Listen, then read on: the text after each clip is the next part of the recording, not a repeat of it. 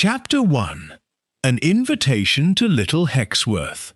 The train drew into the small country station a little after 4 o'clock, and Miss Jane Marple, seated with her gloved hands folded neatly over the clasp of her handbag, thought that there was something particular about the light in September, a certain slant to it, gold turning to grey, that seemed to hurry the world toward its own quiet endings.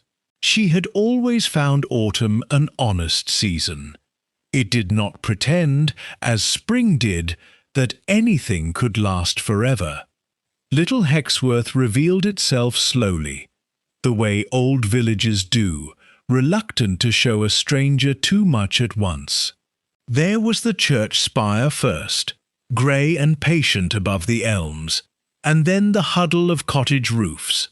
And then, as the pony trap rounded the last bend in the lane, the village itself, a scattering of stone houses around a green, a war memorial worn soft with lichen, and beyond it all, glimpsed only for a moment through a gap in the hedgerow, a high garden wall of old red brick, over which spilled a great unruly tangle of green, that even in daylight seemed to hold some private darkness within it. "That will be Ash Cottage," said Dolly Bantry, who had come to meet her at the station and now sat beside her with the particular satisfaction of a woman who has successfully lured a friend into her own corner of the world. "You'll want to see the garden, Jane. Everyone does, eventually. Though Cordelia doesn't care for visitors, not really. She's civil enough, but there's always been something closed about her, if you understand me." Miss Marple, who understood a great many things that other people meant only vaguely, said that she thought she did.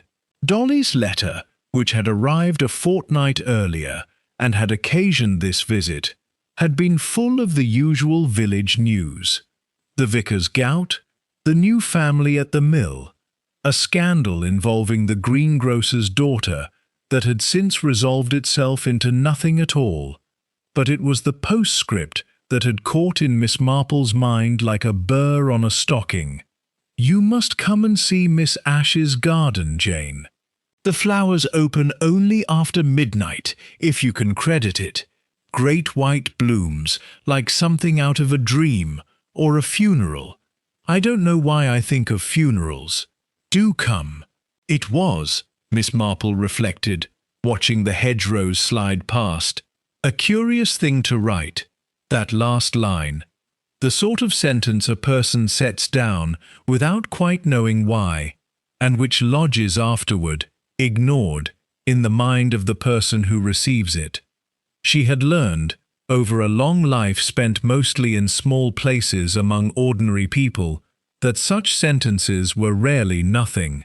That evening, in the low-beamed drawing-room at Gossington Hall, with a fire lit against the September chill and sherry poured into the good glasses, Colonel Bantry held forth on the subject of Cordelia Ash with the breezy authority of a man discussing something that did not truly interest him.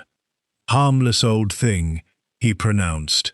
"Bit odd. Keeps herself to herself, grows flowers half the parish has never heard of. Her nephew handles all her business. Decent fellow, Pruitt. Does a great deal for the church roof fund.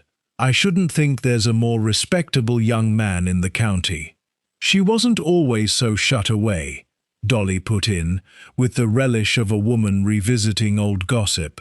"When I was a girl there was some talk. Oh, nothing anyone could ever pin down. That she'd gone away for a time, to an aunt in Devon, they said, though nobody quite remembers why, or for how long. And when she came back she was different, quieter. Never married, of course. Devoted herself to that garden instead." Miss Marple, who had learned long ago that the things a village chooses to forget are often more instructive than the things it remembers, turned her sherry glass slowly by its stem and said nothing at all, though something in her mild blue eyes had sharpened, very slightly, like a needle finding true north. "She's not been well, they say," the colonel added, reaching for the decanter. "Heart. Old Loam's been out to see her twice this month. Nothing serious, I shouldn't think. Women of that age do fret so about their hearts." "Do they?" said Miss Marple, in a tone so gentle it might almost have been agreement, and yet was not quite. Outside, the last light had gone from the sky, and the garden beyond the tall windows had sunk into a deep, textured darkness, the shapes of yew and rose losing their edges to the night. Somewhere beyond the hedge that separated Gossington's grounds from the lane, an owl called once, and was answered by nothing. It was some while later. The fire burned low, the colonel dozing gently in his chair, Dolly's conversation drifting pleasantly toward nothing in particular, that the sound came, thin, high, and carried strangely on the still night air, from the direction of the walled garden beyond the church. A cry, brief and sharp, cut off almost as soon as it began, so that afterward none of them could quite agree on what they had heard. "Foxes," said the colonel, without opening his eyes. "Damned things scream like a woman being murdered. Gave me a turn myself, first year we moved here." Dolly laughed, and reached to draw the curtains against the dark, and the conversation moved on to other things. But Miss Marple sat very still a moment longer, her sherry untouched, her gaze fixed on the black gap between the curtains before they closed, and she found, though she could not have said why, that she did not think of foxes at all. Chapter 2. The Garden at Dawn. The knock came before 7, while the mist still lay thick and low over the water meadows, softening the world into something half-imagined. Miss Marple, who had woken early from long habit and was already dressed, heard the commotion below, the scrape of the front door, a man's voice pitched too high for the hour, Dolly's exclamation cut short, and understood, with the particular clarity that comes to those who have spent a lifetime attending to the small disturbances beneath ordinary life, that something had happened which could not now be undone.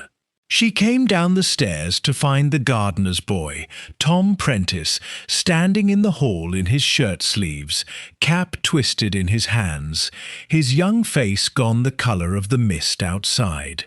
He had come, it transpired, to deliver the morning eggs to Ash Cottage, as he did every day of the week, and had found the garden gate ajar, which was itself strange, for Miss Ash was most particular about her gate, and had gone in to see whether anything was amiss. "She's lying there among the flowers, ma'am," he said, to Dolly, though his eyes had drifted, without his quite knowing why, to the small grey-haired woman standing quietly at the bottom of the stairs. "Just lying there, quiet as anything. I thought at first she'd fallen asleep." The colonel, still in his dressing gown, was already reaching for his coat and calling for the car to be brought round, and there followed the particular flurry that attends sudden death in a small community. A great deal of movement, signifying, in the end, very little, for death does not wait upon anyone's readiness to receive it. Miss Marple, who had not been asked to come and had not offered to stay behind, found herself a few minutes later walking the lane toward the church with Dolly's arm through hers, the morning air sharp and clean and entirely indifferent to what it carried on its edges. Wood smoke, wet grass, and beneath it, very faintly, the sweetness of crushed flowers. The gate to Ash Cottage stood open when they reached it, and beyond the high brick wall the garden revealed itself for the first time in daylight, smaller than Miss Marple had imagined, from the glimpses of green spilling over the wall, and laid out with the particular devotion of someone who had given to it all the love she had not spent elsewhere. Old roses climbed a trellis gone soft and grey with age.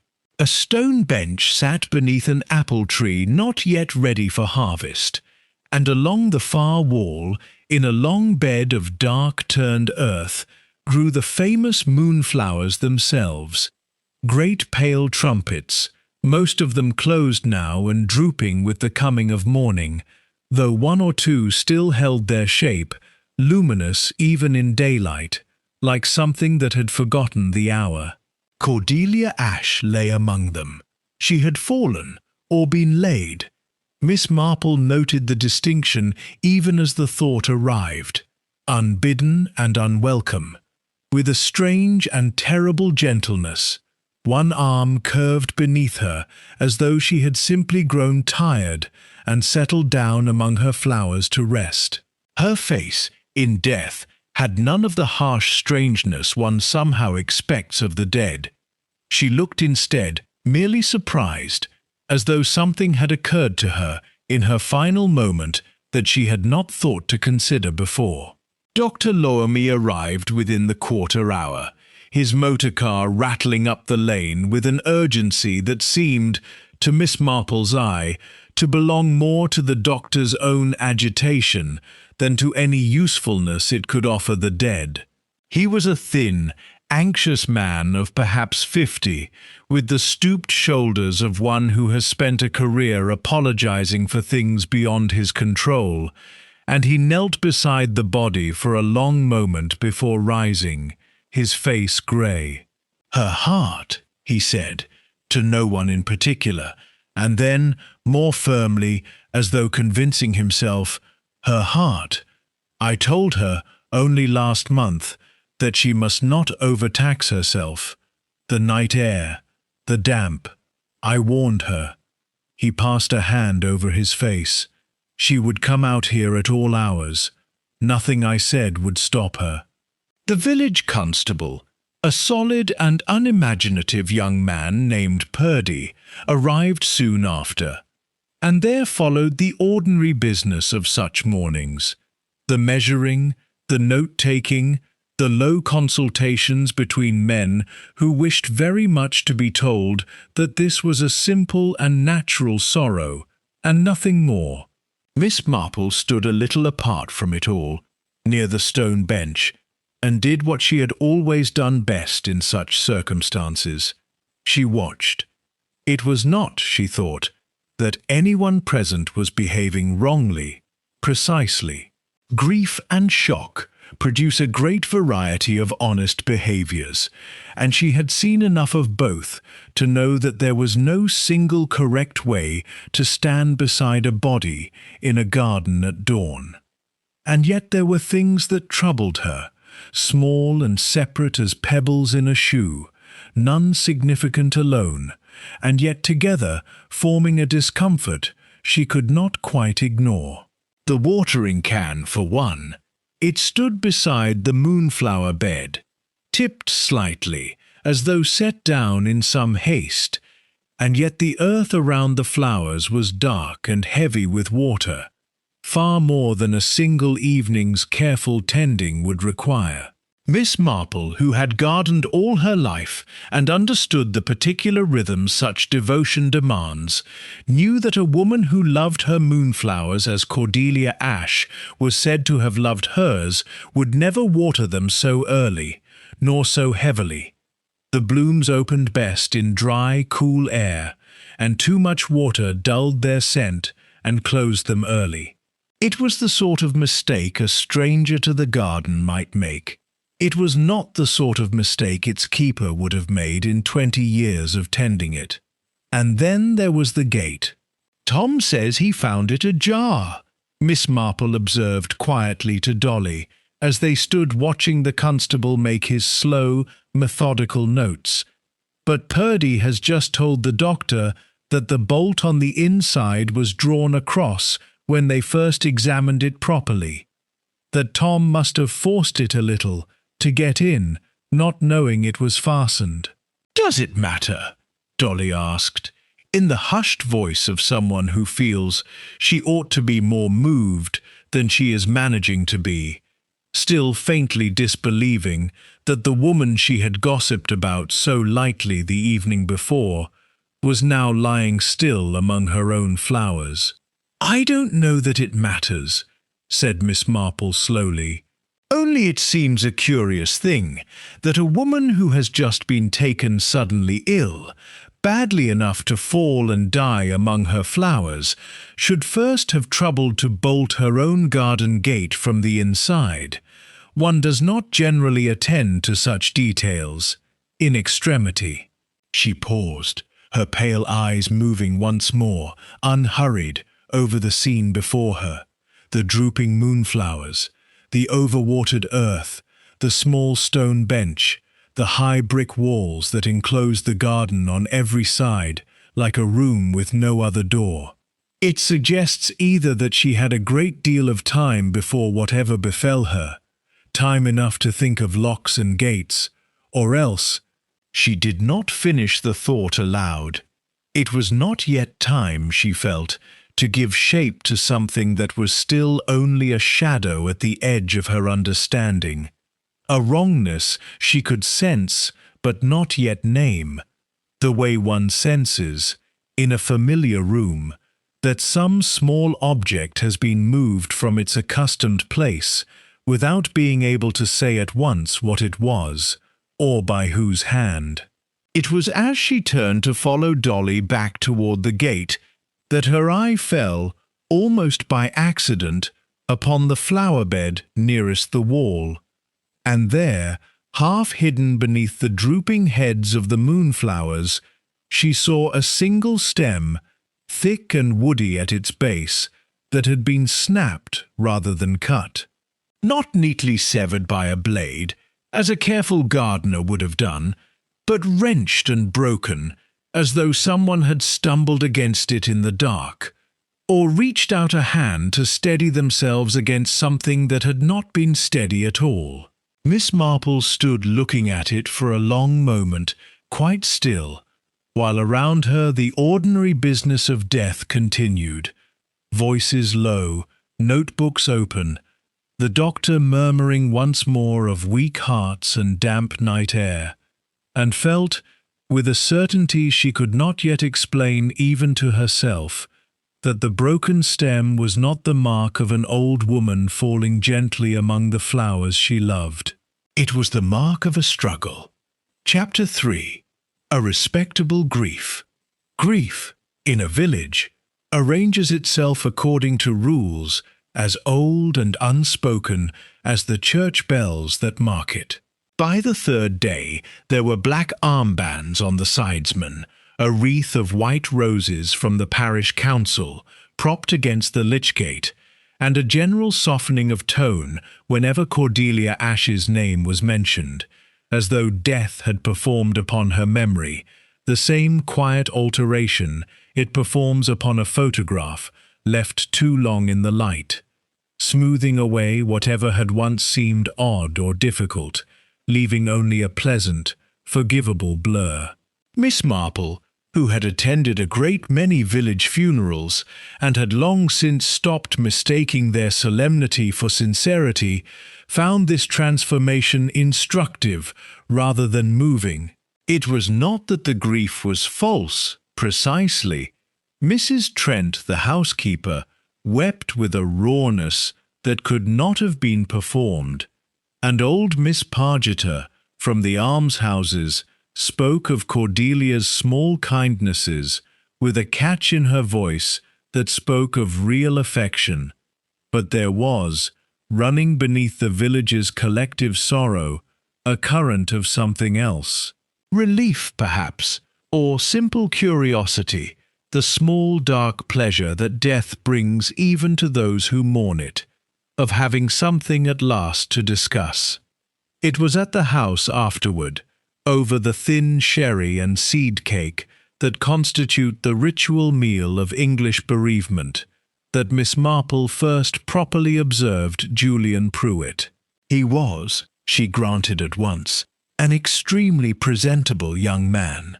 34 or 5, she judged, with the sort of open, well-made face that photographs kindly and reassures instinctively. Dark hair, going silver at the temples, in a manner that suggested distinction rather than age, and a way of moving through a room that managed to acknowledge everyone without lingering too long with anyone. He had, she was told repeatedly and by several people, done everything. Arranged the funeral, seen to the flowers, spoken with the vicar, settled Mrs. Trent's nerves, and even found time to shake the hand of every mourner who passed through the door of Ash Cottage, murmuring some small personal word to each that seemed, remarkably, to fit. "Such a comfort to have him," Dolly murmured, watching him cross the room to refill an elderly guest's glass. "He's given up no end of his own time for her, these past years. Handled all her affairs, the estate agent, the roof repairs, that dreadful business with the drains 2 summers ago. I don't know what she'd have done without him." "How very devoted," said Miss Marple, and meant it, in the sense that she meant precisely what she said, and no more.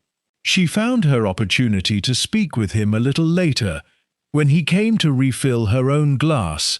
She had left it largely untouched, but he had not noticed this, which she thought told her something small and not unimportant about the quality of his attention, and expressed, in the mild and slightly foolish manner she cultivated for such occasions, her admiration for the garden. "Such an extraordinary place," she said. "I understand the flowers only open at midnight.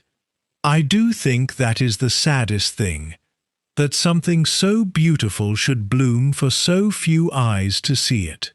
Something crossed his face then, so briefly that she might, on another day, have doubted she had seen it at all.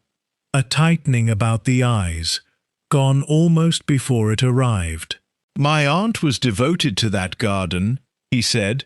"More devoted to it, I sometimes thought, than to anything else in her life. It will be a great loss to the county, I should think, if it isn't properly maintained. You will keep it on, then?" "That rather depends," he said, and smiled, "on a great many things not yet settled," and moved on to the next guest before she could ask what those things might be, though she noted, with the same quiet attention she had given the broken flower stem, that his hand, as he set down the decanter, was not quite steady, and that he had chosen, of all the words available to a grieving nephew, to speak of loss to the county rather than to himself. It was the vicar, the Reverend Aldous Finch, a kindly and rather absent-minded man, given to long silences in his sermons that his congregation had learned to interpret as profundity rather than forgetfulness, who provided the first thread Miss Marple felt might be worth following. "A sad business," he said to her, over the seed cake, in the confiding tone clergymen adopt with elderly ladies they take, correctly, to be sensible. "I called on her only a fortnight ago, you know. She seemed troubled, not ill, I don't think, though of course we know now, but troubled in her mind. She asked me a great many questions about forgiveness, whether a wrong done long ago could ever truly be set right, or whether some things, once done, remained done forever." He shook his head. "I confess, I gave her rather poor comfort. One never knows quite what to say, in the particular." "Did she say what wrong she meant?" "No," said the vicar, "though I had the impression it was of long standing, something from her youth, perhaps. She spoke of it the way one speaks of a debt one has carried so long one has almost, but not quite, forgotten the original sum. Miss Marple filed this away with the care of a woman placing a small, valuable object somewhere she will be certain to find it again. And it was perhaps 20 minutes later, as the gathering began to thin and the light through the parlour windows had taken on the long gold slant of late afternoon, that she found herself briefly and unexpectedly alone with a thin, nervous young man she had noticed earlier, hovering at the edges of the room without quite joining it. He introduced himself, in a low voice, as Mr. Wetherell, junior clerk to Ash and Pruitt, the firm of solicitors that had handled Cordelia's affairs. Julian's own firm, she gathered, into which he had evidently drawn his aunt's business, along with a great many others in the village. "You knew Miss Ash's affairs, then?" Miss Marple said pleasantly. "It must be a difficult time for the firm, losing so old a client." "It's not so much losing her, ma'am," the young man said, and there was something in his face, a kind of anxious eagerness, the look of a man who has been carrying a small weight of knowledge and is not entirely sure he ought to set it down, but finds himself, in the presence of this mild and attentive old lady, unable to help himself. Well, it isn't my place to say, I'm sure, but there's some question about the will. Mr. Pruitt handled the original himself, of course, years back. Quite straightforward it was. But there was a letter, came in only last month, asking us to draw up a new one entirely, and I typed the draft myself, though it was never—" He stopped abruptly, his eyes going past Miss Marple's shoulder toward the door, and she turned to see Julian Pruitt standing there, quite still, his pleasant social smile fixed a fraction too long upon his face, watching them both with an attention that had nothing pleasant in it at all. "Wetherell," he said, and his voice was perfectly light, perfectly courteous, and utterly without warmth. "I think Mrs. Trent could use your help with the glasses in the kitchen." The young clerk went, with the swift and grateful obedience of a man glad of an excuse to escape his own indiscretion, and Julian turned to Miss Marple with an apology already forming on his lips. Some pleasant nothing about junior staff and their nerves at such times. But Miss Marple, watching him with her mild, unhurried eyes, thought that she had rarely seen a man work so hard, in the space of a single sentence, to close a door that had only just begun, very quietly, to open. She said nothing of it. She merely smiled and remarked upon the excellence of the seed cake, and allowed the conversation to drift elsewhere. But she had heard enough. A new will, never signed, and somewhere beneath the practised warmth of Julian Pruitt's grief, she had glimpsed, for just a moment, something that looked a very great deal like fear. Chapter 4. The Housekeeper's Silence. Mrs. Agatha Trent had kept house for Cordelia Ash for 11 years, and it showed in the particular way grief had settled upon her. Not as the polite, performable sorrow of the funeral guests, but as something heavier and more disordered, worn into the lines of her face like weather into stone. Miss Marple found her 2 mornings later in the kitchen of Ash Cottage, where Constable Purdy had asked her to remain a little longer than the other mourners on the pretext of some small formality regarding the household accounts, and where she sat now at the scrubbed deal table with her hands wrapped around a cup of tea long since gone cold, looking, Miss Marple thought, like a woman who had not slept.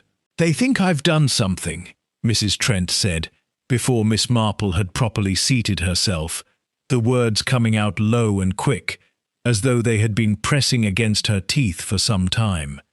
"I can see it in the way that young Constable looks at me. asking about my wages of all things, as though I'd have laid a hand on her for a few pounds owing. Were their wages owing? Miss Marple asked, gently, and without any particular emphasis, in the tone of a woman inquiring about the weather. Mrs. Trent's mouth tightened. A little.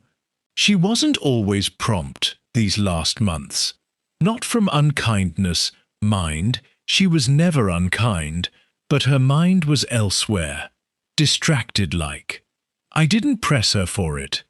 What sort of woman do they take me for, that I'd murder an employer for the price of a fortnight's wages? Her hands had begun to tremble around the cup, and she set it down with a small, unsteady clatter. I loved her, whatever they may think. 11 years I kept this house, and never a cross word between us. Not really. She was a good woman, a lonely woman, God rest her, but a good one. It was, Miss Marple reflected, watching the housekeeper's reddened eyes and the raw, unguarded misery in her face, precisely the kind of grief that could not easily be counterfeited, not the smooth, well-managed sorrow she had observed in Julian Pruitt's drawing-room, but something rougher and more honest, grief with its edges still showing.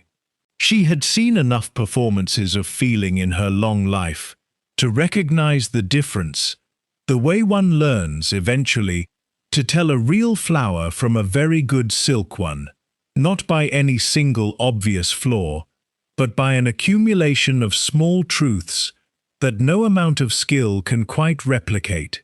And yet, you were here that night, Mrs. Trent, Miss Marple said, still gently. The night she died. I was in my room from 9 o'clock, the housekeeper said, too quickly, and then, seeming to hear the haste in her own voice, checked herself and went on more carefully. My room's at the back of the house, over the kitchen. I sleep sound, always have, and I heard nothing until Tom came hammering at the door in the morning. I've told the constable the same, over and over, till I'm sick of the words in my own mouth. And Miss Ashe did not disturb you going out to the garden. She never did. It was her habit, these last months especially, out among the flowers at all hours, sometimes till 1 or 2 in the morning. I'd hear the side door go, sometimes if I woke, but I never thought anything of it. It was her garden, her own business. Mrs. Trent's gaze had drifted to the window, to the strip of garden wall just visible beyond the kitchen glass, and something in her face shifted, not evasion exactly, but a kind of careful blankness, the studied stillness of a woman deciding, in real time, how much of herself to show. Miss Marple, who had spent a very great deal of her life watching just such small shifts of the face, and learning to read them as other people read print, allowed a silence to fall between them. Not an accusing silence, but a patient one, the sort that invites a person to fill it, if they are so inclined, without ever quite demanding that they do. It worked, as it so often did. There was something, Mrs. Trent said at last, so quietly that Miss Marple had to lean a little forward to catch it. I didn't tell the constable. I don't rightly know why, only it seemed such a small thing, and I didn't want to be the one setting tongues wagging over nothing, not with her not yet in the ground. She twisted her apron between her fingers, an old habit, Miss Marple guessed, from some earlier, harder service. I did wake that night. Later than I told them. Gone 11, it must have been, because I heard the church clock strike as I came to the window for a breath of air. It was close in my room, that night, close and warm for September. And what did you see? A shadow, Mrs. Trent said. By the garden gate. Just for a moment, someone standing there, still as anything, looking in through the bars, The way you'd look at something you weren't sure you ought to be looking at. And then they were gone. Into the lane, I suppose, though I didn't see which way. I told myself it was nothing. A tramp, maybe, or one of the Hoskins boys after apples, though it's early yet for that. Her hands had gone still at last, folded now in her lap, and she looked up at Miss Marple with an expression that had, quite suddenly, become guarded again. The brief unburdening closed off as swiftly as it had opened. I didn't see a face. It was too dark and too far, and I'd had my window only cracked. I couldn't say who it was, not to save my own life. But you have an idea, Miss Marple said. It was not quite a question. Mrs. Trent did not answer at once. Her eyes had gone again to the window, to the garden beyond it, and when she spoke at last, her voice had dropped almost to nothing, so that Miss Marple found herself holding very still to hear it. "There's some in this village," she said slowly, "who'd have you believe there's not a shadow of trouble in this house. Not a cross word, not a debt, not a secret in 11 years. And I'll tell you, ma'am, for what it's worth to you, that I've kept house long enough to know that's never once been true of any household I've served in. Not once. Not anywhere." She rose then, abruptly, and took up the cold tea to empty it at the sink, her back to Miss Marple, her shoulders set in the particular rigid line of a woman who has decided, quite firmly, to say no more. "I saw a shadow at the gate. That's all I know, and all I'll say, and I'd thank you not to press me further on it, for her sake, if not for mine." But as Miss Marple rose to take her leave, gathering her gloves with unhurried care, she caught, in the small round mirror hung above the kitchen dresser, a brief reflection of Mrs. Trent's face, as the housekeeper believed herself unobserved, and what she saw there was not the blank, guarded look the woman had shown a moment before, but something rawer and far more troubling. Not fear for herself at all, but a terrible, private certainty, held very carefully in check, about whose shadow it truly had been. Chapter 5. The Doctor's Discomfort. Dr. Henry Loam's surgery occupied the front 2 rooms of a narrow Georgian house on the corner of Church Lane, its brass plate polished to an anxious brightness that seemed, to Miss Marple's eye, to speak less of pride than of a man perpetually smoothing over some small, private unease. She had called, ostensibly, about a troublesome twinge in her shoulder, a fiction so mild and so plausible that she felt scarcely any guilt in offering it, and found the doctor himself in a state that made her almost regret the deception, for he seemed a man already stretched thin enough without her adding to his burdens. "A twinge, you say?" he murmured, though his attention, she noted, was not fully upon her shoulder at all, but kept drifting toward the window, toward the street, as though he expected someone to pass by whom he did not wish to see or be seen by. "Yes. Well, at your age these things are to be expected, Miss Marple. Rest, and a hot water bottle, and I shouldn't trouble yourself further. You must have had a very trying week, Doctor," she said, settling herself more comfortably in the patient's chair, with no apparent intention of hurrying toward the door. "Losing a patient so suddenly. It is always hardest, I think, when one has cared for someone a long while." Something in his face contracted, quick and involuntary, like a man touching a bruise he had forgotten was there. 2 years, he said. "I attended Miss Ashe for 2 years. Nothing serious, you understand. A weak heart. Not uncommon in a woman of her age. A little breathlessness on exertion. Nothing that oughtn't to have allowed her a good many years yet. with proper care. He had begun, she noticed, to arrange and rearrange a small stack of papers on his desk, a nervous tidying that accomplished nothing beyond the occupation of his hands. I prescribed digitalis.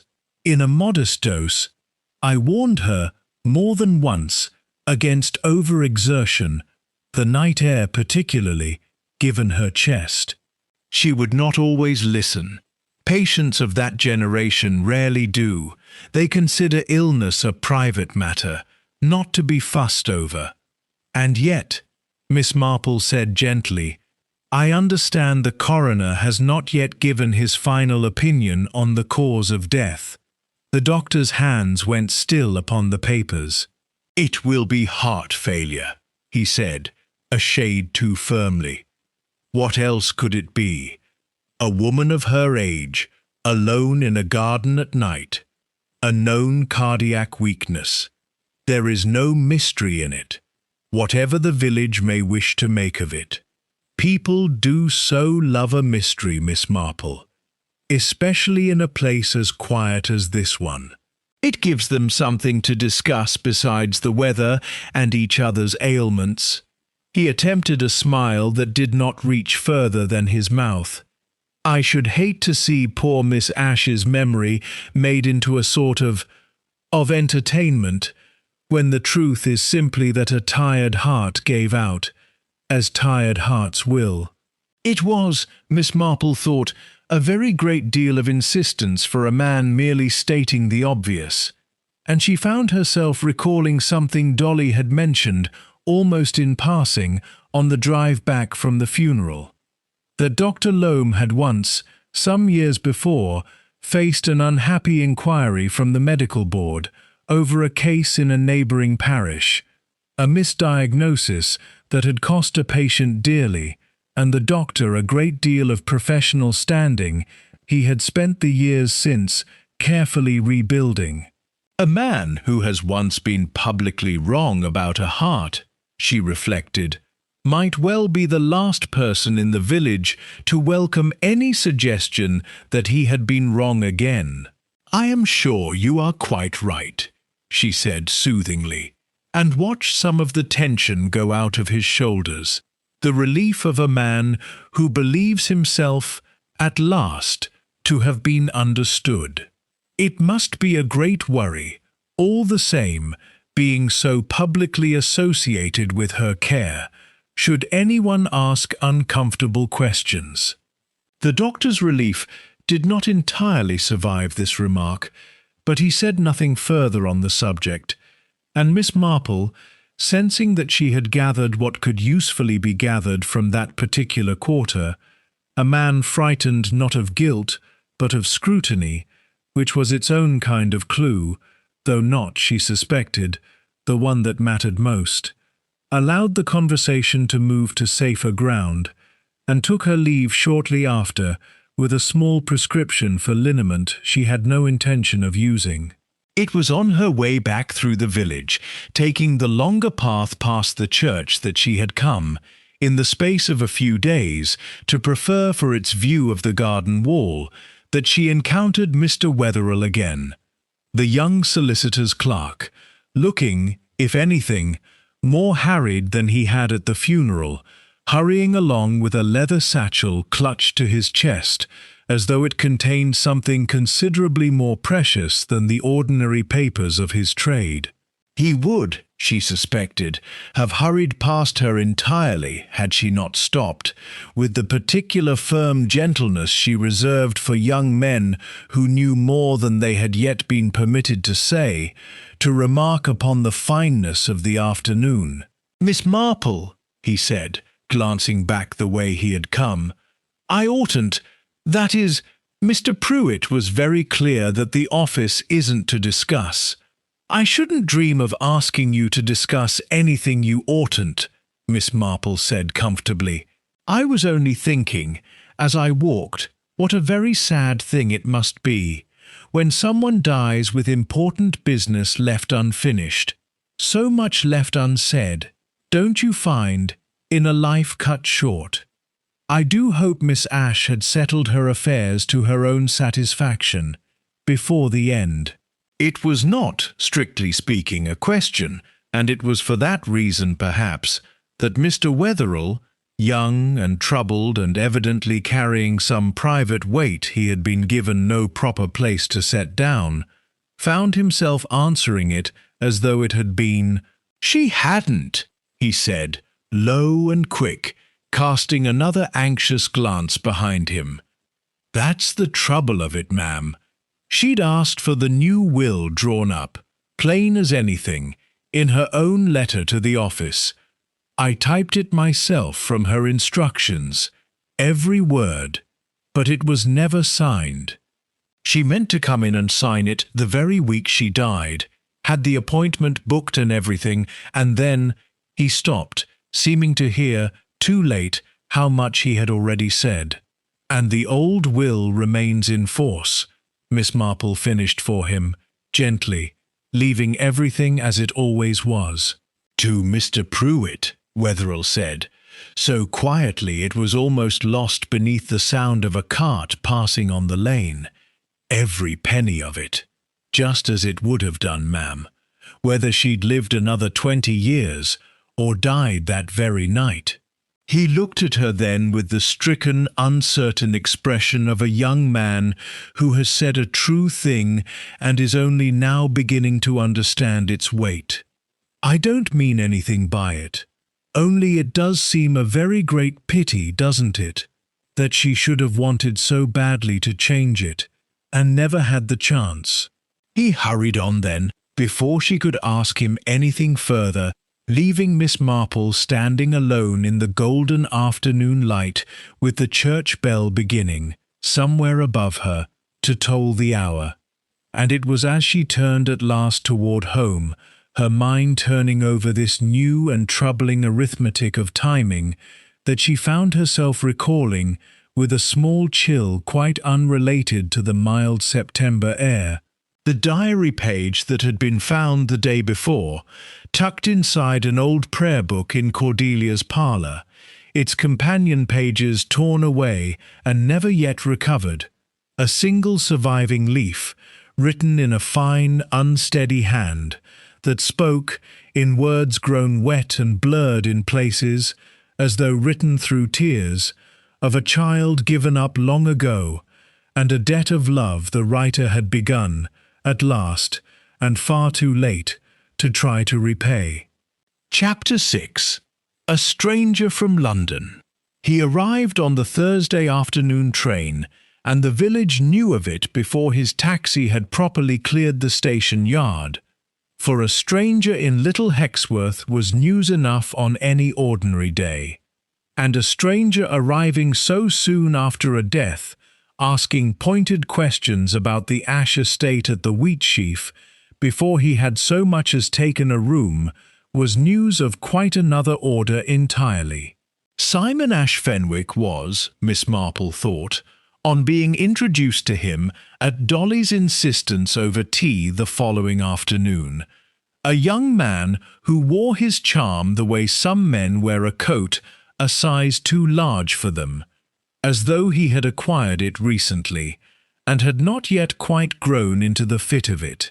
He was perhaps 28, well dressed in the loud, slightly overdone manner of a man dressing for an impression rather than for comfort, with quick, restless eyes that moved about a room, cataloguing its contents, even as his mouth continued smoothly with whatever pleasantry he had been offering.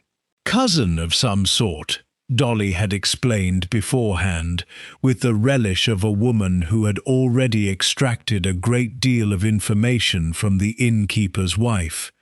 Terribly distant. His grandmother and old Mr. Ashe were brother and sister, I believe, or something of the kind.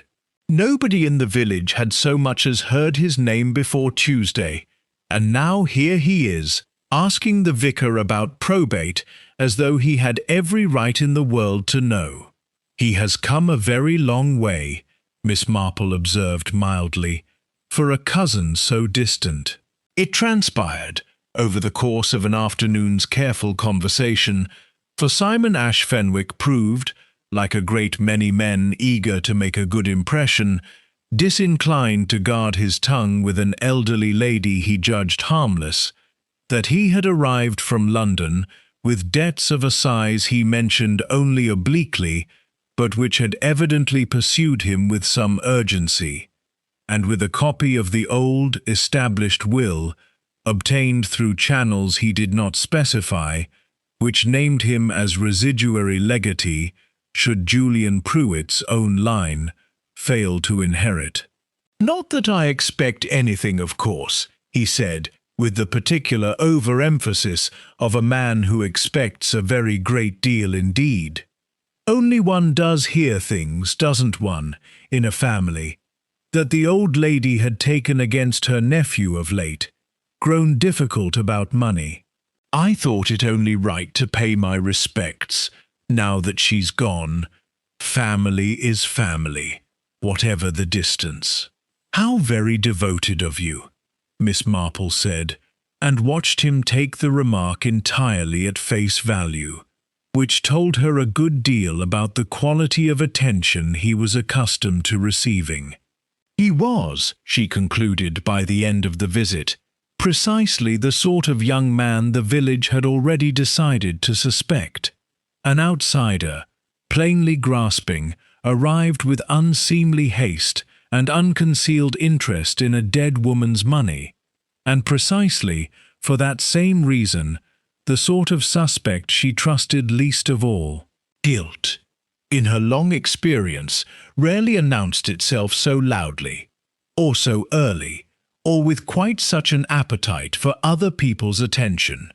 A man who has committed murder for an inheritance does not generally arrive in the village a week later, asking the vicar about probate in the public bar of the Wheatsheaf, where every word he says is certain to be repeated by nightfall to the entire parish.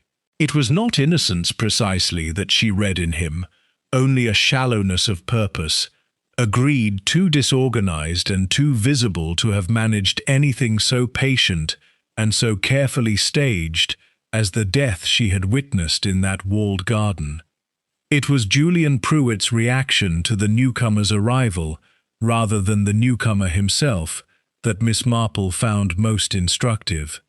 She encountered them both, quite by chance, on the green the following morning, Simon holding forth with easy, unwelcome familiarity about the family estate, while Julian stood listening with a stillness that Miss Marple, watching from her bench near the war memorial with her knitting laid, as ever, in careful readiness across her lap, recognized as the particular stillness of a man exercising very great control over himself. "I do think," Simon was saying in a voice pitched to Carrie, "that matters ought to be settled properly, and soon. No sense in dragging these things out.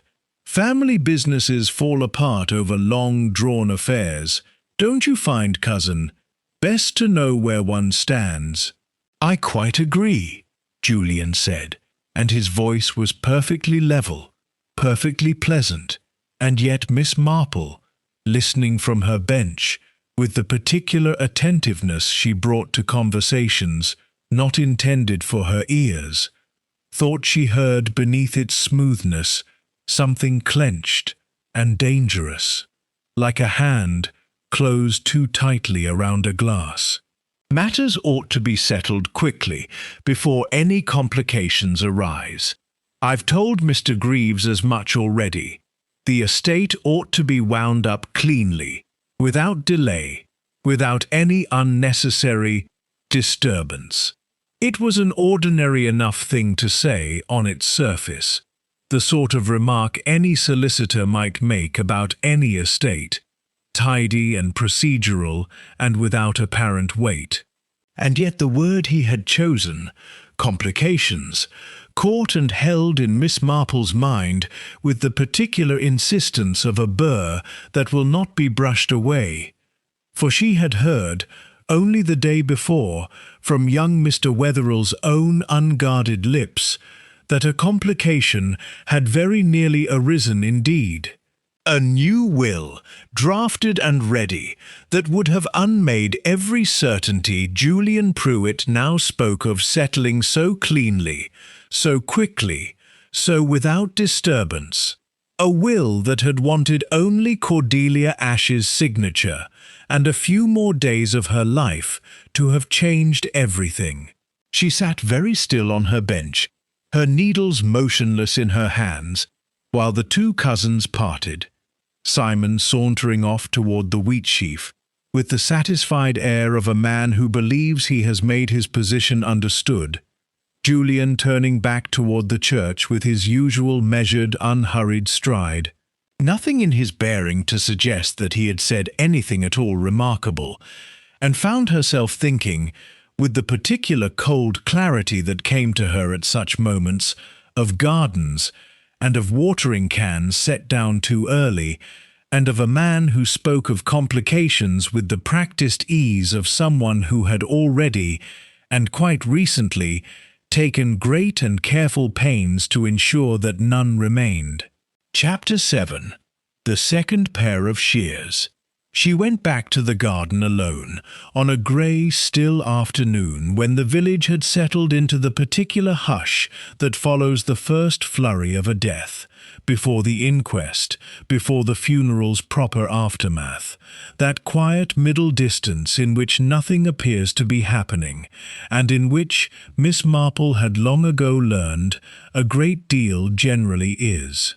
Constable Purdy, encountered at the Lyche Gate, and persuaded without any great difficulty that a harmless old lady might be permitted to sit a while in a dead woman's garden and reflect upon the fragility of life, had unlocked the gate for her and left her to her own devices, evidently relieved to have one fewer person to manage. The garden, unattended now for the better part of a week, had already begun to show the first small signs of neglect. A fallen leaf caught unswept in the corner of the stone bench, the roses wanting deadheading, the whole enclosed space holding itself, Miss Marple thought, in a kind of suspended waiting, as though it did not yet know whom it now belonged to, and would not put forth its full effort again until it did. She walked the bed slowly, her stick tapping lightly against the flagstones, not with any fixed purpose, but with the unhurried attentiveness she brought to most things, trusting, as she generally did, that the garden itself would tell her what it wished her to know if she gave it sufficient time to do so.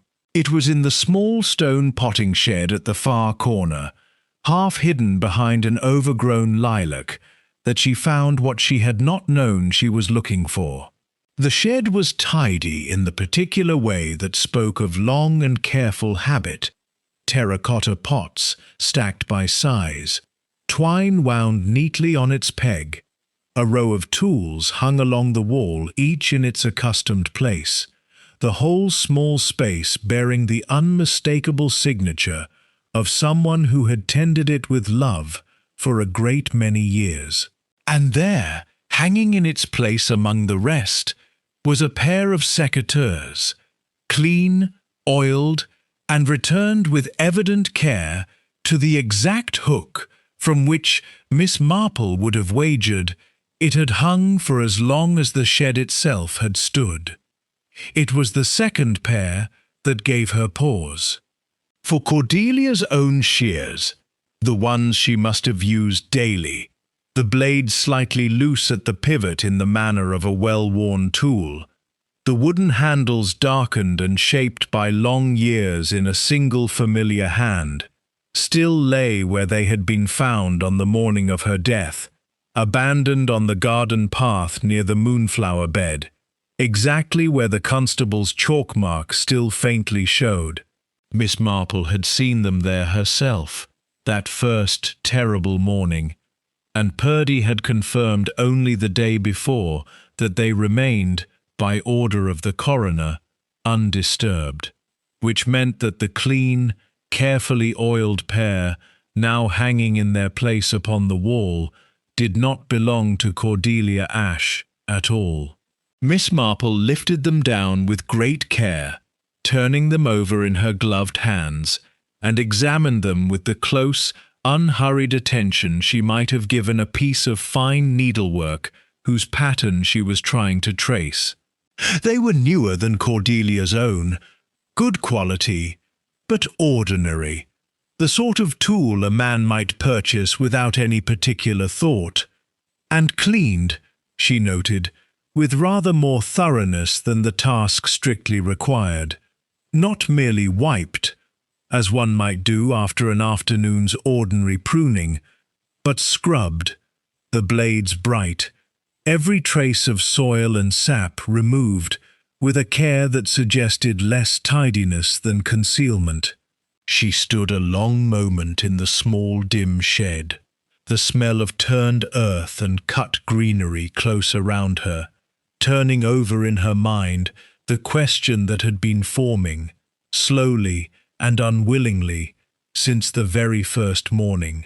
Not who might have wished Cordelia Ashe dead, for that list, she now understood, was regrettably short and regrettably clear, but who, among the small number of people with cause and opportunity, could have handled this garden on that fatal night with such profound and telling ignorance of it.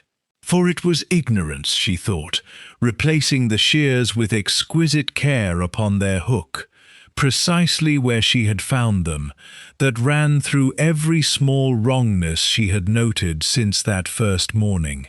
A gardener who truly loved this place, who had tended it, as Cordelia had, for the better part of 30 years, would never have watered the moonflowers before midnight, dulling the very bloom she had waited all day to see, would never have left a snapped stem where a cut would have done as well, had there been time and steadiness enough to use a blade instead of a desperate, grasping hand, would never, above all, have felt the need to return a borrowed tool so carefully to its place, cleaned beyond any ordinary necessity, for only someone unfamiliar with a garden's small rhythms, someone anxious above all not to be noticed, would think so hard about a pair of shears at all, in the aftermath of what must have been, whatever else it was, a moment of very great and terrible urgency.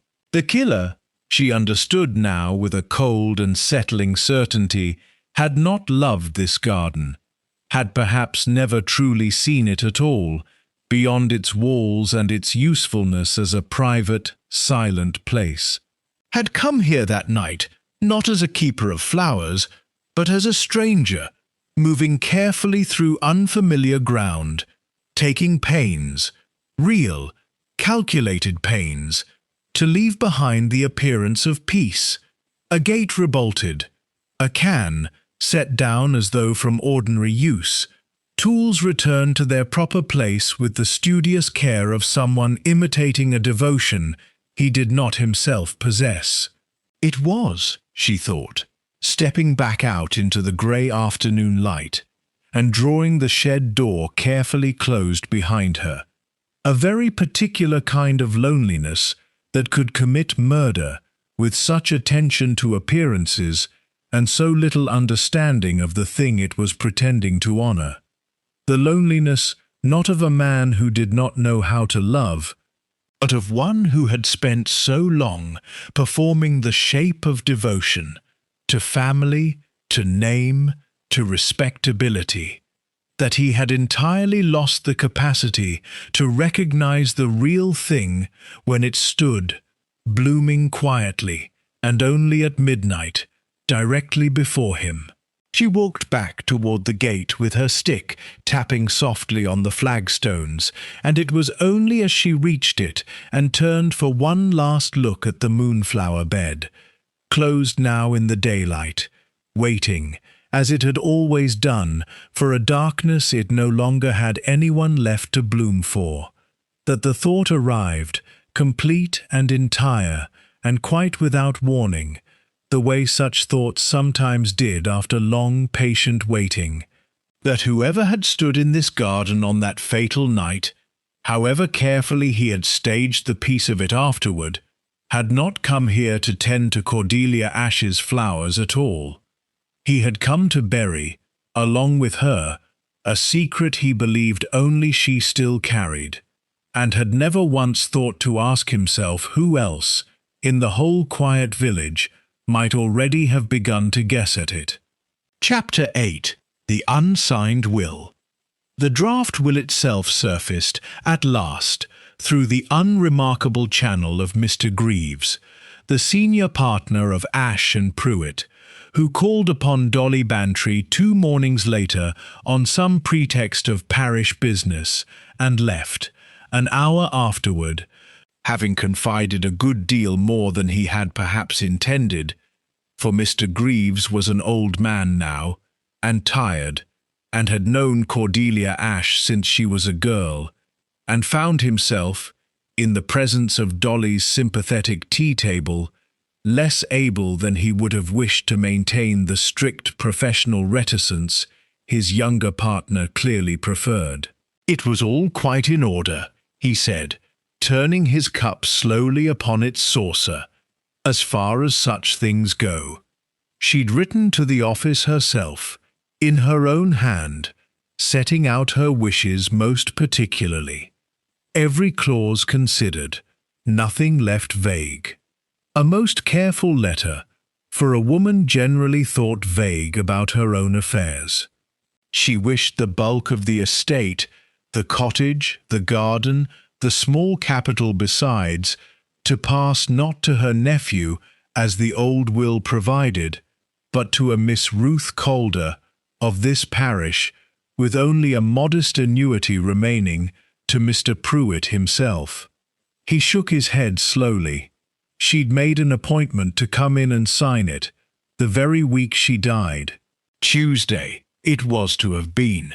She never kept it. Miss Marple, seated a little apart with her knitting, felt the name settle into her memory with the particular weight of a stone dropped into still water. For she knew Ruth Calder, or knew of her, as one comes to know the quieter inhabitants of any village one visits with any regularity.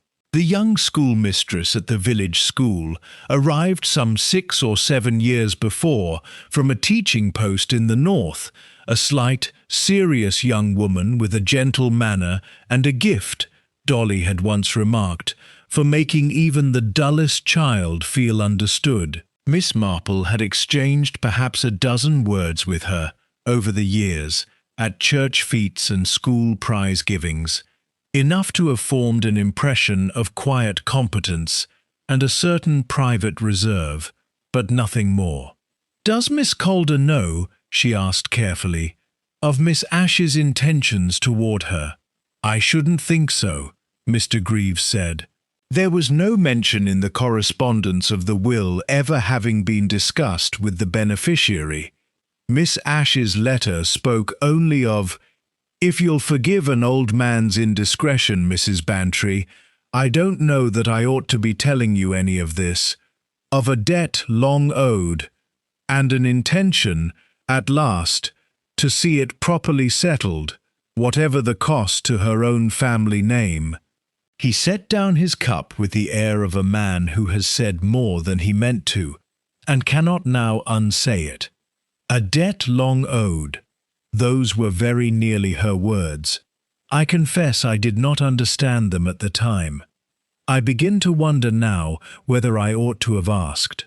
It was not, Miss Marple thought later, walking home along the churchyard path, with the fading gold light slanting long across the gravestones, a very great distance to travel from a debt long owed to a torn diary page speaking of a child given up in shame, nor from that same torn page to a quiet, serious young schoolmistress who had arrived in the village some 7 years before from nowhere anyone had troubled to inquire into very closely, and who bore, now that Miss Marple allowed herself to consider it properly, a certain fineness about the brow and a particular grave steadiness of the eye that she had, without quite registering it as significant, noticed once before, in a photograph on Cordelia Ash's own mantelpiece of Cordelia herself as a young woman,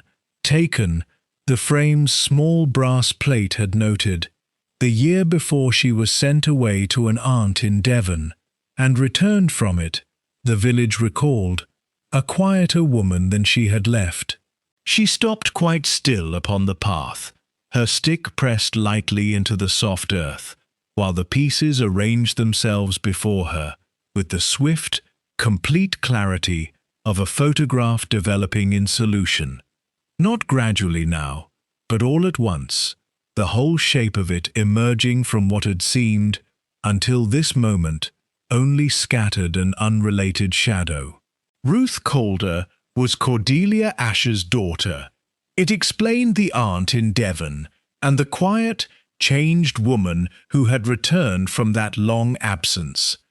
It explained the diary's language of guilt, too heavy to be set down whole, and the vicar's puzzled account of questions about forgiveness for a wrong of long standing. It explained, with a terrible simplicity, why an unsigned will naming an unfamiliar Miss Calder as principal beneficiary should have thrown Julian Prewett's careful, practised composure so entirely off its balance. For it was not merely money he stood to lose, though God knew that mattered to a man drowning as quietly and as respectably as he was drowning. It was the whole architecture of the life he had built upon a single unquestioned assumption, that he was, and had always been, the rightful heir to everything his aunt possessed.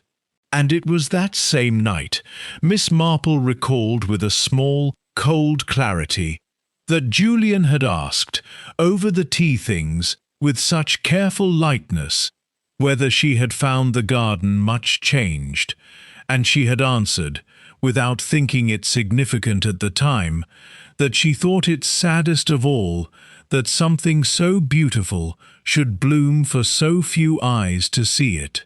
He had not known, she understood now, watching that memory replay itself with new and terrible meaning, that the flowers had been planted 30 years before, in memory of a child Cordelia had given away and never stopped grieving, nor that the one person in the village best placed to inherit that grief, along with everything else Cordelia possessed, had been living quietly among them all along, teaching sums and spelling to the village children, entirely unaware of the debt about to be laid, however posthumously, at her door. Miss Marple resumed her walk toward Gossington Hall with a new and pressing urgency beneath her outwardly unhurried step, for she understood now, with the particular chill that comes from seeing a pattern complete itself a moment too late to prevent its worst consequence, precisely what shadow it must have been that Mrs. Trent had glimpsed at the garden gate on that fatal night, and precisely what complication Julian Prewett had been so determined to see settled, cleanly and without disturbance, before it could ever properly arise. The only question left unanswered, and it was, she thought, turning it over with a growing unease as the church bell began, somewhere behind her, to toll the hour, was whether Ruth Calder herself had any notion, however small, of what she had so nearly become, and whether the quiet young schoolmistress was as innocent of the whole terrible business as her gentle, ordinary manner had always led the village to suppose. Chapter 9. What the Fertilizer Knew. It was Colonel Bantry, of all people, who furnished the final small thread, offered up entirely without understanding its significance, in the course of an idle after-dinner grumble about the state of his own greenhouse, and the difficulty of finding a decent bone-meal fertilizer since the war had disrupted so many of the old suppliers. "Old Hicks at the nursery still stocks the proper stuff, mind," he said, reaching for the port. "The sort with the bat guano in it. Foul-smelling business, but there's nothing touches it for orchids, or those temperamental night bloomers." Cordelia swore by it. "Had it sent up specially, twice a year, and wouldn't hear of using anything else on that precious bed of hers. Told me once it was the only thing that kept the moonflowers blooming so late into the season. Rare stuff, and dear. I don't suppose there's another garden in the county uses it." Miss Marple, who had been sitting quietly with her knitting through the greater part of this discourse, set down her needles with a stillness that Dolly, glancing over, might have noticed had she not been occupied with the coffee tray. "How very particular," Miss Marple said. "I don't suppose one would notice such a thing, unless one had reason to look for it." "Filthy stuff to get on your hands," the Colonel agreed cheerfully, entirely unaware of what he had given her. Cordelia always kept an old apron for it, and gloves besides. Said it clung to the skin something dreadful, and the smell besides. Worse than fish, I always thought, though she never seemed to mind it. It was, Miss Marple reflected afterward, walking slowly up to bed, with the Colonel's careless words turning over and over in her mind, like a key finally found to fit a lock, long resistant, precisely the small, unremarkable sort of fact upon which the whole of a case might ultimately be seen to turn. For she had not forgotten, though she had set it carefully aside until some more useful moment presented itself, Constable Purdy's own mention, some days before, of a handkerchief found tucked into the pocket of a coat belonging to Julian Pruitt, brought in by Mrs. Trent for laundering, and set aside, unexamined, until the housekeeper's own uneasy conscience had prompted her, at last, to hand it over to the constable, rather than simply washing it clean, as she had been asked. A handkerchief bearing, Purdy had noted without any particular significance at the time, a faint dark staining he had assumed to be garden soil, of no more interest than any other trace a man might pick up brushing against a flower bed. But soil, Miss Marple now understood with a settling certainty, of a very particular and traceable kind, used nowhere else in the county but upon a single bed of moonflowers behind a locked garden gate. She said nothing of this to Dolly, nor to the Colonel, that evening. It was not yet time, she felt, to give voice to a certainty still wanting its final confirmation. And confirmation, she suspected, would come most readily, not through direct accusation, which a man as practiced in composure as Julian Pruitt would meet with the same smooth, well-managed denial he had offered every difficulty since his aunt's death, but through the smaller, more revealing theatre of ordinary conversation conducted where he would least expect to find himself examined.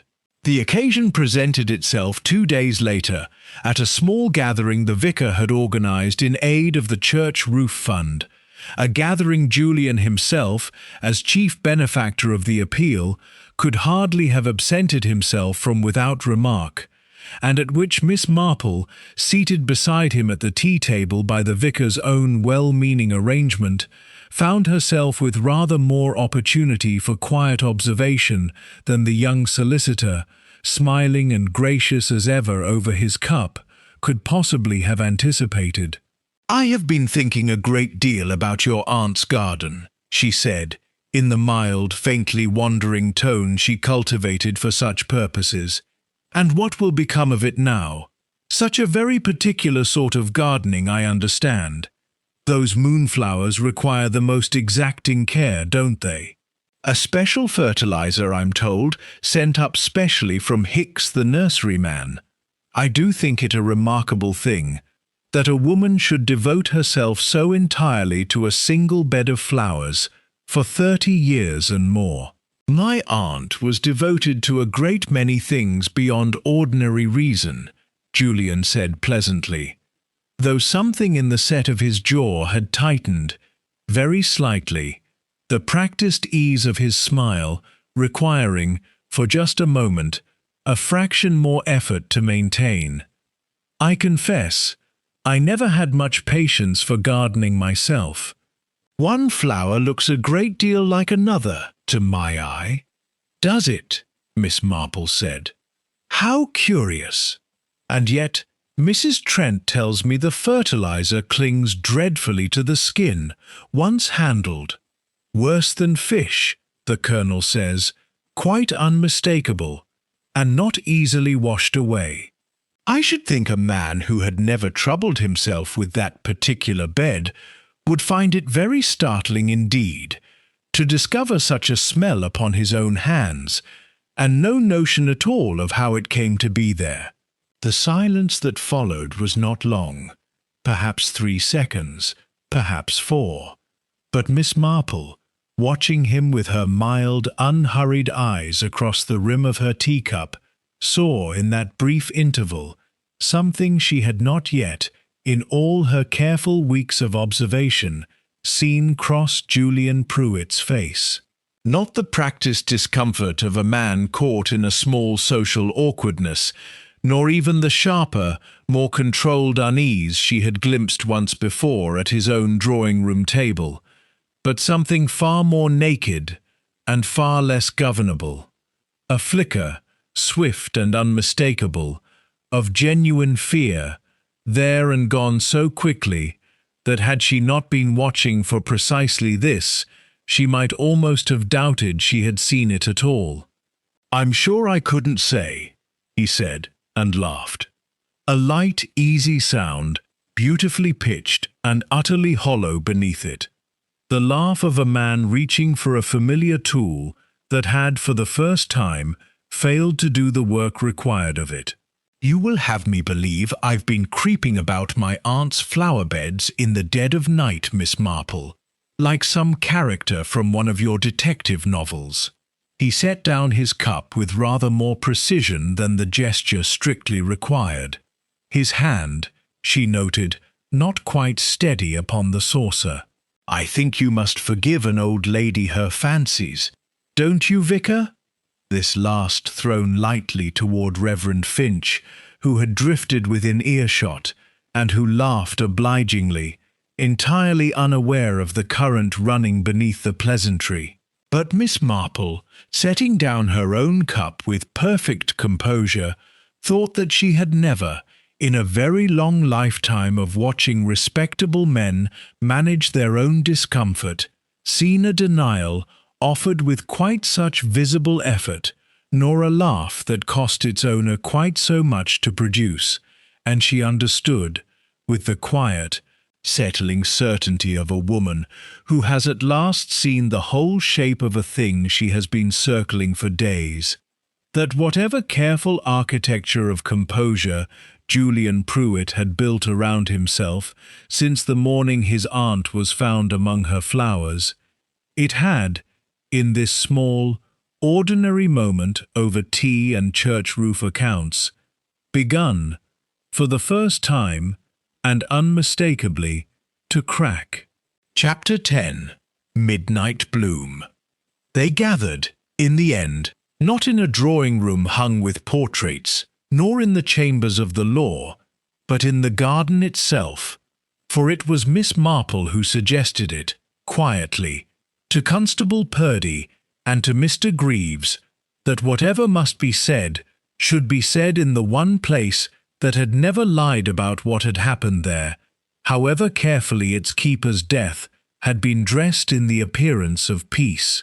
The vicar came, and Dolly and Simon Ash Fenwick, drawn by curiosity he did not trouble to disguise, and Mrs. Trent, who stood near the gate with her hands folded before her like a woman at a second funeral.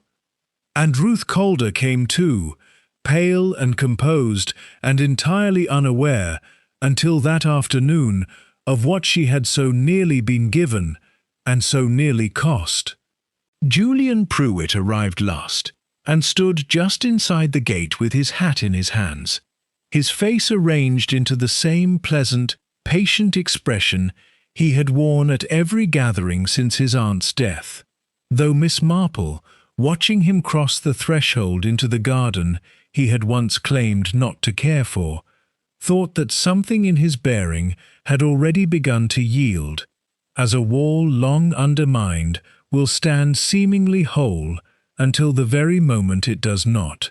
"I confess I don't understand the necessity of this," he said, with a small, careful laugh.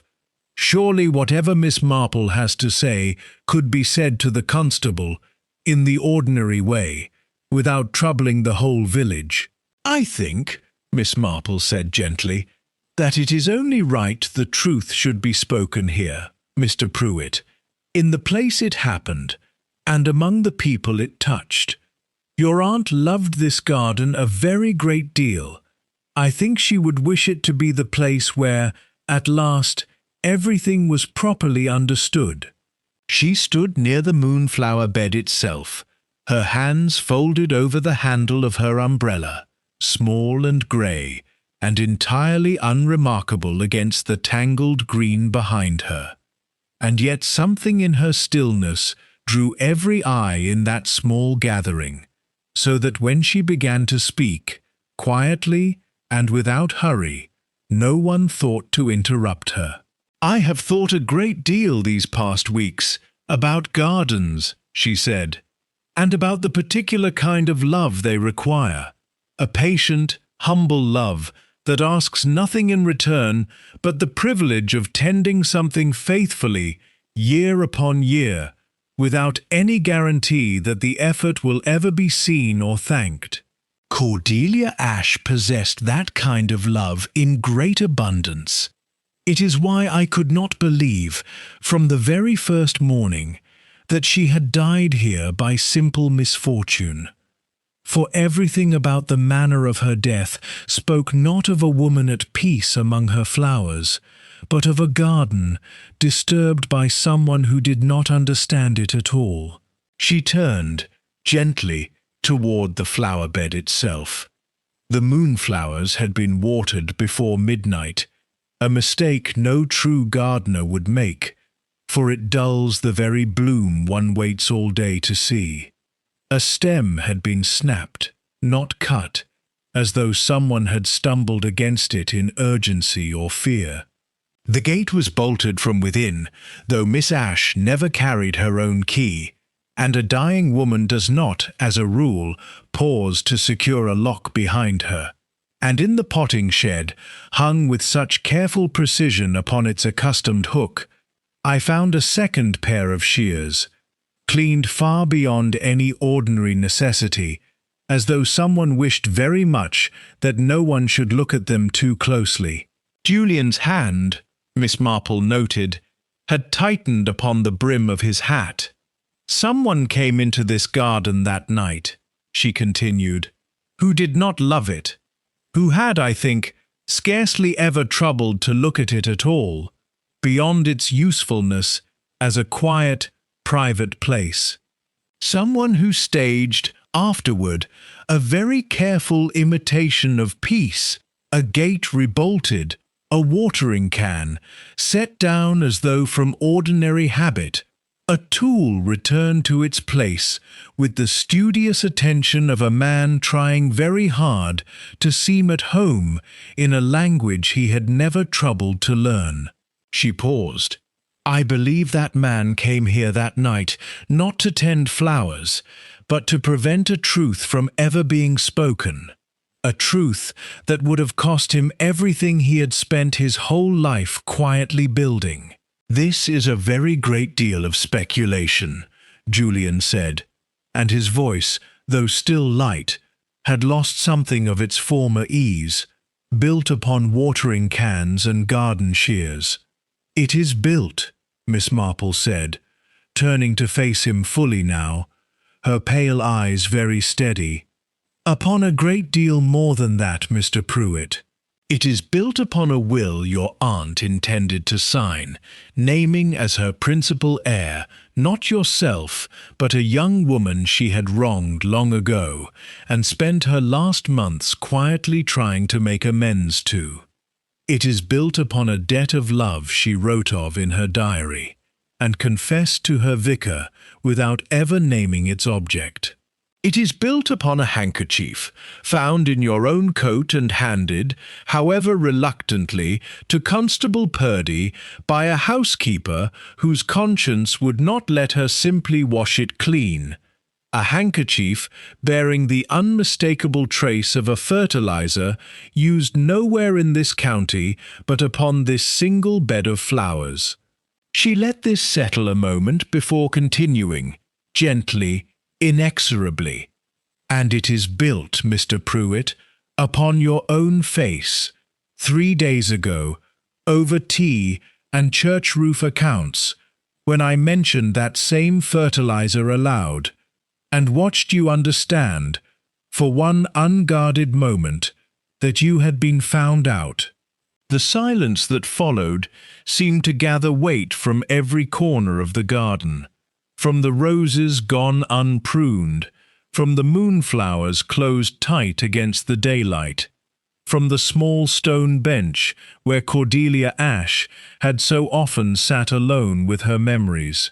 Ruth Calder had gone very white, her hand pressed to her mouth, and it was perhaps the sight of her, pale, bewildered, utterly innocent of the storm that had gathered around a name she had not even known was hers, that broke, at last, whatever remained of Julian Pruitt's long and careful composure. She was going to give it all away, he said, and his voice, when it came, was no longer light at all, but low and raw and full of something that had clearly been buried a very long time. Everything my family built, everything I was raised to believe was mine, the house, the name, the respectability, God help me, that I have spent my whole life protecting, at whatever cost. And she meant to hand it to a stranger, a woman she'd abandoned 30 years ago and never once troubled to acknowledge, until it suited her conscience to remember her at last. His hands were shaking now, the hat crushed forgotten in his grip. Do you know what it is, to build a whole life on the promise of an inheritance, and watch it dissolve because an old woman decided, in her final months, that guilt mattered more than family? I had debts, Miss Marple. I had obligations I could not meet without that money, and she was going to give it all to a woman she'd never even told the truth to her own family, let alone to the daughter herself.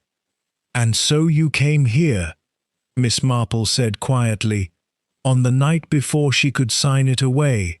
I only meant to talk to her, he said, and there was, beneath the raw anger, something that sounded almost like pleading, the voice, perhaps, of the frightened boy he had once been, still buried somewhere beneath the man he had built to survive him.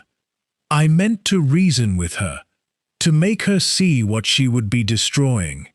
But she wouldn't listen. She said she'd waited 30 years to do right by Ruth, and she wasn't going to be talked out of it now, not by me, not by anyone. And he stopped, his breath catching, his composure gone entirely now, stripped away to reveal something raw and terrible beneath. I only meant to frighten her, to make her understand. I didn't mean— But you did, Miss Marple said, gently and without cruelty, for there was no cruelty needed now. The truth, spoken plainly at last, carried its own terrible weight. You frightened a woman with a weak heart, in the dark, among the flowers she loved best in all the world. And when it was done, you did not weep for her, Mr. Pruitt.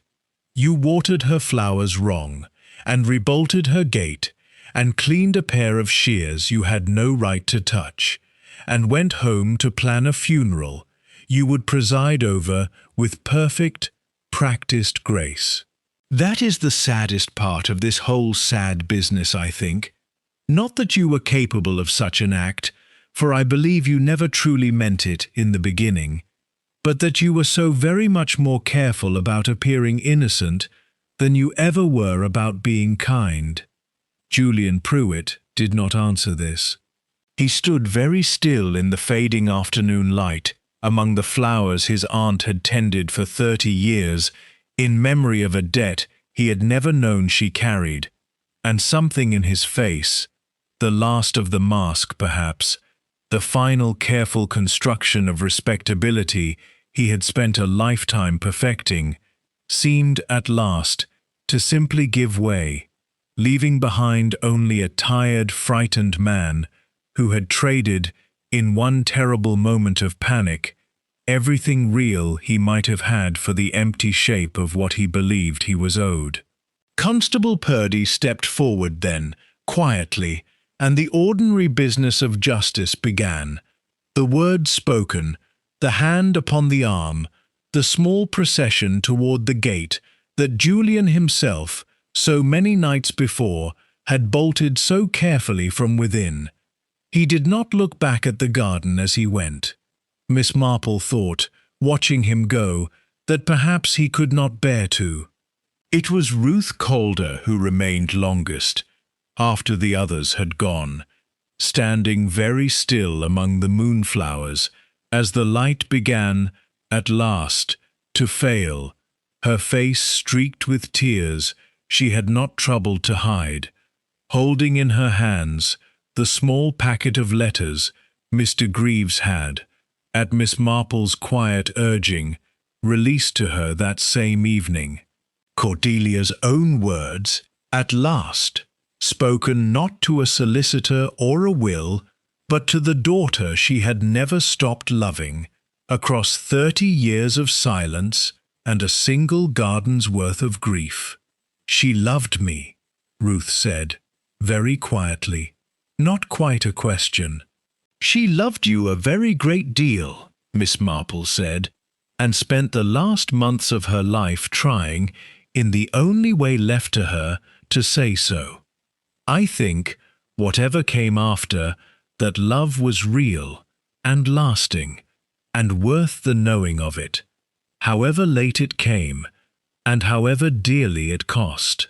The moon rose slowly over the garden wall as the last light failed, and the moonflowers, patient as they had always been, indifferent to grief or guilt or the long, sad architecture of human weakness, began at last to open, pale and luminous in the deepening dark, blooming as they had bloomed for 30 faithful years, for almost no one to see.